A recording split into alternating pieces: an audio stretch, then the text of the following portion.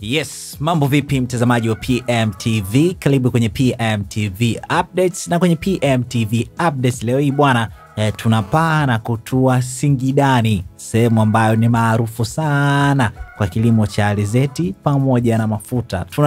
Tunafahamu kwamba klabu ya Singida inashiriki michuano ya kombe la shirikisho barani Afrika na sasa ipo kwenye hatua za kucheza mchezo wake wa pili kwenye kundi C ama kundi C kama wazungu wanavyopenda kusema, na mchezo huo ni dhidi ya Stellenbosch ya pale nchini Afrika ya Kusini. Mchezo huo utapigwa visiwani Zanzibar katika dimba la New Amani Complex majira ya saa 1 siku ya Jumapili. Na jana tunajua kwamba klabu ya Singida ndio ilikuwa inaondoka Tanzania bara ilikuwa inaelekea Tanzania visiwani kupitia boti, na jana kamera za PMTV bwana zilikuwa zimetua pale ili kuweza kupata taarifa kutoka kwa wasemaji pamoja na klabu kama klabu nini kinaendelea kwenye klabu hiyo kuelekea mchezo huo ambao ni almost kama ni must win kwa upande wa klabu ya Singida, na hii ni kutokana na kupoteza mchezo wake wa kwanza wa michuano ya klabu bingwa ambao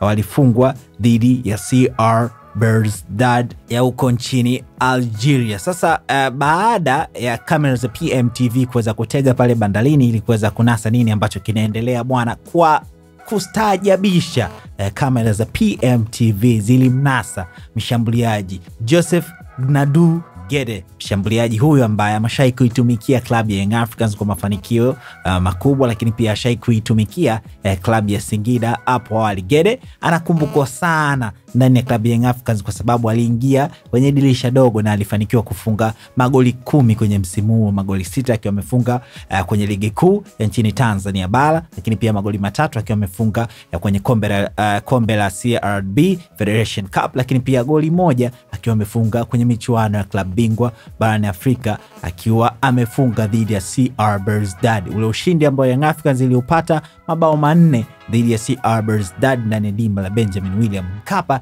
Joseph Gnadou Gede na goli lake lilikuwa hapo. Lakini pia wapo ambao wanamkumbuka zaidi kwa goli ambao alimfunga mtani, ikiwa maanisha Simba Sports Club kwenye ushindi wa mabao 2-1 ambao klabu ya Young Africans iliupata, huku Joseph Gnadou Gede yeye akiingia kimiani kuweka goli la pili. Tunakumbuka aliyemleta Tanzania Joseph Gnadou Gede si mwingine ni Miguel Angel Gamondi, na baada ya kuitumikia Young Africans kwa nusu msimu Joseph Gede aliweza kuachiwa na alifanikiwa kujiunga ndani ya klabu ya Singida kwa msimu wa 2024-2025. Lakini tunajua msimu huu ulipoweza kuanza tu klabu ya Singida ilimtangaza kama kuwa kocha mkuu Miguel Angel Gamondi, na Miguel Angel Gamondi amemrejesha tena Tanzania Joseph Gnadou Gede baada ya kutimka. Sasa anarejea tena nchini Tanzania na anayemleta si mwingine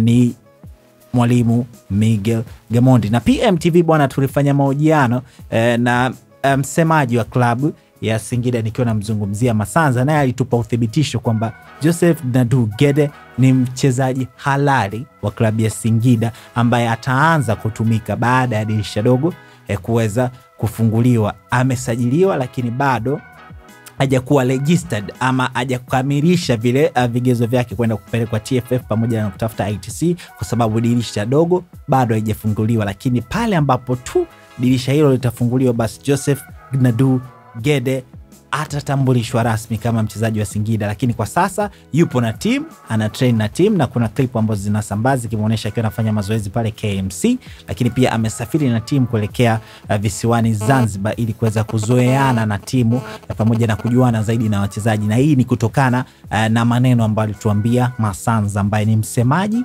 wa klabu ya Singida. Tuambie sasa wewe unakikumbuka kipi sana kutoka kwa Joseph Gnadou Gede? Ni goli kwenye mechi dhidi ya CR Belouizdad ambayo ilifanya Young Africans ziweze kuibuka na mabao 4, ama ni mechi ambayo alimfunga mtani wake goli ambayo ilikuwa ni la pili ambapo Young Africans iliibuka na ushindi wa 2-1 dhidi ya club ya Simba. Lakini pia kati unaacha comment yako, usisahau kwamba PMBet ndio sehemu pekee ambayo unapata magari pamoja na pesa pale ambapo unafanya bashiri kupitia kampuni hiyo. Kwa wale wanangu wa mikeka, michuano ya Europa League inaendelea leo hii, kwa hakikisha unaweka mkeka wako hapo. Pale ambapo utashinda tu mkeka wako, basi jua unaingia kwenye draw ya kushindania Toyota IST ambayo inatoka kila baada ya wiki 5. Website ni pmbet.co.tz. Mimi naitwa Raymond Elias.